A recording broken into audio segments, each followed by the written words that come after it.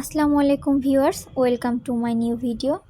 তো আজকে যে টাকি মাছ দেখতেছেন, এই টাকি মাছেরই একটা বিশাল বিখ্যাত ভর্তা দেখাবো। এটা বিখ্যাত বলছি এই কারণ এমন কোনো বাঙালি নেই যে তার কাছে এই টাকি মাছের ভর্তাটা ফেভারিট না।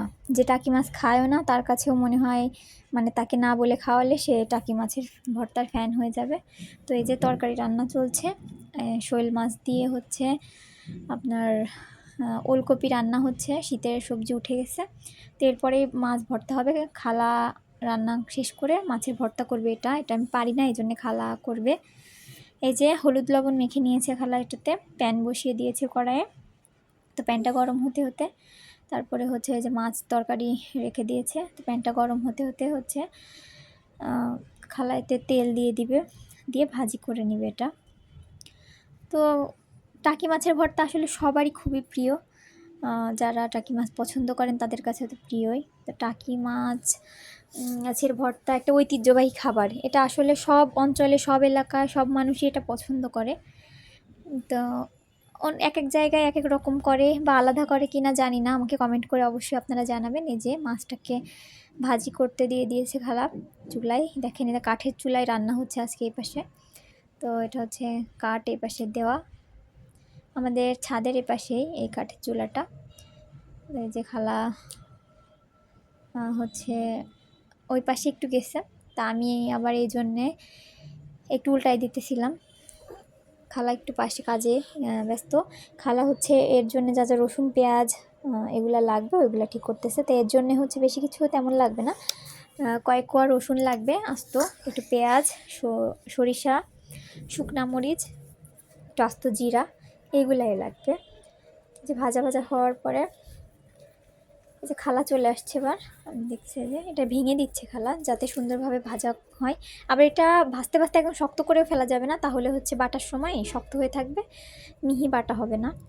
তো এই যে ভেঙে দিচ্ছে। আমি আসলে টাকি মাছ খাইও না, আর ভর্তাও খাই না। সত্যি কথা বলতে আমি কখনো খাইনি। আমি শুনছি এটা অনেক মজা, কিন্তু টাকি মাছ খাই না বলে আসলে ভর্তাও কখনো খাওয়া হয়নি। তো দেখেই মনে হয় যে ভর্তাটা খুবই লোভনীয় এবং অনেক মজা হবে, এই জন্যেই বলতেছিলাম। ছোটোবেলা থেকে আমার টাকি মাছ খাওয়া অভ্যাস নাই বলেই আসলে টাকির ভর্তাটা আমার ভাগ্যে এখনও জোটেনি খাওয়া, আর আমি খেতেও পারি না। ইনশাল্লাহ আস্তে আস্তে করে নেবো। তা খালা এটা নামিয়ে নিচ্ছে। এই যে ফ্রাইং প্যানে আবার তেল দিয়ে দিয়েছে খালা, দিয়ে হচ্ছে এবার পেঁয়াজ আর যে রসুনটা কেটে রাখছিল ওইটা দিয়ে দিবে ভাজার জন্যে, দিয়ে এটা ভালো করে একটু ভেজে নেবে। যে তো এখানে কিন্তু বেশ পরিমাণেই পেঁয়াজ রসুন নেওয়া হয়েছে। আপনাদের হচ্ছে পছন্দ অনুযায়ী বা প্রয়োজন অনুযায়ী, রুচি অনুযায়ী বা পেঁয়াজ রসুনটা দিয়ে দিবেন। এখানে মনে হয় খালা বড় সাইজের 2টা রসুন দিয়েছে এবং পেঁয়াজ ওরকম 2-3টা পেঁয়াজ দিয়ে দিয়েছে। দিয়ে যে ভাজা করে নিচ্ছে খালা, পুড়িয়ে ফেলা যাবে না, মোটামুটি ব্রাউন কালার আসলেই ভাজাটা করতে হবে। ঝাল পেঁয়াজ ভাজা হচ্ছে, আর খালা হচ্ছে খুব সুন্দর করে ভাজছে। তো এখানে যে আরও টাকি মাছ আছে, এখানে এগুলাকে করে রাখা হয়েছে পানিতে। একটা কাকা আছে, উনি দিয়ে যায় আমাদের মাছ প্রতিদিন সকালবেলায়, একদম মাঠের টাটকা মাছই দিয়ে যায়। যখনই কোনো টাটকা মাছ পায় আমাদের বাসায় নিয়ে আসে কাকা। তো আজকে শোল টাকি এগুলাই দিয়ে দিয়েছে। আর কিছু মাছ হচ্ছে যেগুলো রাখা হয়েছে, কিছু অন্যভাবে রাখা হয়েছে, ওগুলো শুকানোর জন্য শুকিয়ে নিতে হবে। শুটকি মাছ করবো এই জন্যে। এই যে নামিয়ে নিচ্ছে খালা, ব্রাউন কালার দেখতেছেন কালারটা কেমন, এইভাবে হচ্ছে খালা নামিয়ে নিল।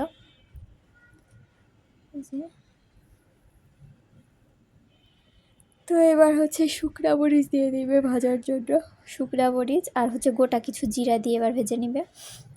মাছটা আসলে মাছের ভর্তা করাটা কিন্তু খুবই সহজ। এর মধ্যে আপনারা চাইলে অনেকে আবার ধনিয়া পাতা অ্যাড করতে পারেন, যে যারা ধনিয়া পাতা পছন্দ করেন। যখন হচ্ছে বাটার পরে ভর্তাটা শিলপাটায় বাটার পরে তারপরে হচ্ছে ধনিয়া পাতা ওর সাথে মিক্সড করে নিতে পারেন আপনারা। এই যে খালা হচ্ছে আর একটু ভাজি করে নিচ্ছে, খালা বলতেছে যে আর একটু ভাজা ভাজা করে নিই, তাহলে হচ্ছে ভালো হবে, কাঁচা কাঁচা ওই এটা থাকবে না, যেহেতু এটা ভর্তা হবে আর রান্না হবে না। তো সেই জন্যে ভালো করে আর একটু খালা ভাজা ভাজা করে নিচ্ছে। খালা খুবই সুন্দর রান্না করে, সব রান্নায় খালার রান্নাটা খুব ভালো।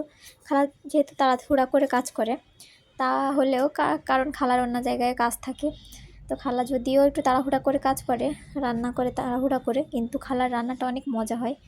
খালা খুব সুন্দর করে রান্না করে। তো এটা ভাজা ভাজা হওয়ার পরে এটা নামিয়ে নেবে খালা, আর নামিয়ে নিয়ে হচ্ছে এটা শিলপাটায় বাটা হবে। তো খালা শিলপাটায় বাটার প্রসেসে শুরু করে দিয়েছে। এখানে হচ্ছে সাদা সরিষা নিয়েছে আর লবণ দিয়ে বেটে নিচ্ছে প্রথমে। তারপরে হচ্ছে খালা আবার ওই পেঁয়াজ মরিচ ওইগুলা দিয়ে তারপরে হচ্ছে ওটা আপনারা চাইলে ব্লেন্ড করে নিতে পারেন। তবে আমার মনে হয় ভর্তার মেইন মজাটাই হচ্ছে শিলপাটায় ভর্তা না হলে আমার মনে হয় মনের মতো হয় না। আর ভর্তা মানেই হচ্ছে শিলপাটার কথাই মনে পড়বে দেখবেন ফার্স্ট টাইমে।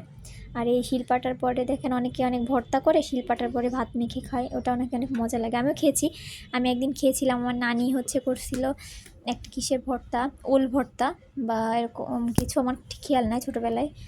তো আমার নানি এরকম একদিন আমাকে খাওয়াইছিল। তারপরে আর বিভিন্ন রকমের ভর্তা আছে, শুটকির ভর্তা। তো ওর পরেও পাটার পরে ভাত রেখে শিলপাটায় ভাত রেখে মাখিয়ে খেতে অনেক মজা লাগে, অনেকেই খায়। এই যে খালা বাটতেছে।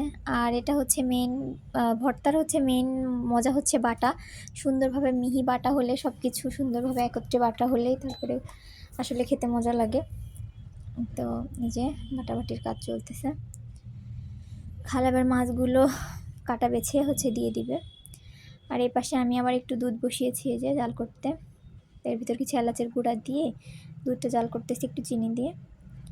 একটু সেমাই রান্না করব পরে, এই জন্যে হচ্ছে আগে থেকে তো উতলে যাচ্ছিলো, এই জন্য আমি ঠিক করে দিলাম। এই যে খালা হচ্ছে যে কাটা বেছে নিয়ে তারপরে হচ্ছে এই যে বাটাবাটি করছে।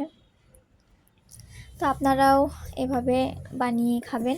আর টাকি ভর্তা সবারই ফেভারিট, অনেকে পছন্দ করেন কিন্তু বানাতে পারেন না।